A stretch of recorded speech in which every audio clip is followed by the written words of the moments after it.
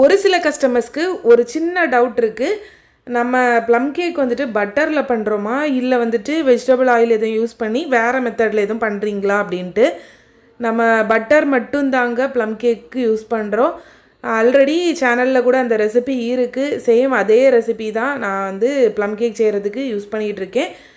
அது மாதிரி இன்னொரு டவுட்மே எல்லாருக்குமே இருக்குது, அல்கஹாலிக்கா நான் அல்கஹாலிக்கான்னு. இப்போ வரைக்கும் நம்ம அல்கஹாலிக் ப்ளம் கேக் மட்டும்தான் சேல்ஸ் பண்ணிகிட்டு இருக்கோம். நான் அல்கஹாலிக் ப்ளம் கேக் வந்துட்டு இது வரைக்கும் ட்ரை பண்ணி பார்த்தது கூட கிடையாது. இதோட சோக்கிங் வந்துட்டு லாஸ்ட் இயர் போட்டிருந்தேன், வீடியோ ஷேர் பண்ணியிருந்தேன். கண்டிப்பாக அதை போய் செக் பண்ணி பாருங்கள். மேக்ஸிமம் நம்ம இதில் வந்துட்டு எக்ஸாட்டிக் ஃப்ரூட்ஸ் தான் போட்டிருக்கிறோம். நல்லா 1 இயர் சோக் பண்ண ஃப்ரூட்ஸு தான் நம்ம இந்த ப்ளம் கேக்குக்கு ஆட் பண்ணியிருக்கோம். இதில் நிறையா ஃப்ரூட்ஸ் தாங்க ஆட் பண்ணியிருக்கோம். இதில் உங்களுக்கு பார்க்கும்போதே தெரியும் அந்த பேட்டர் கூடால எவ்வளோத்துக்கு அந்த ஃப்ரூட்ஸ் இருக்குது அப்படின்னு. கன்னியாகுமரி டிஸ்ட்ரிக்டில் இருக்கிறவங்க வந்துட்டு அந்த சின்ன கப்பில் கூட ஆர்டர் பண்ணி வாங்கிக்கலாம், பல்க் ஆர்டர்ஸ்க்கு மட்டும்.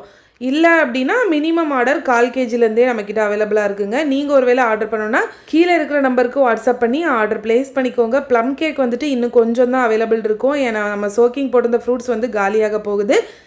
கிறிஸ்மஸ்க்கான கேக் ஆர்டர்ஸுமே ப்ரீ புக்கிங் இன்னொரு 2 days க்ளோஸ் பண்ணிடுவோம். முடிஞ்ச வரைக்கும் சீக்கிரம் ஆர்டர் ப்ளேஸ் பண்ணிக்கோங்க. பாய்.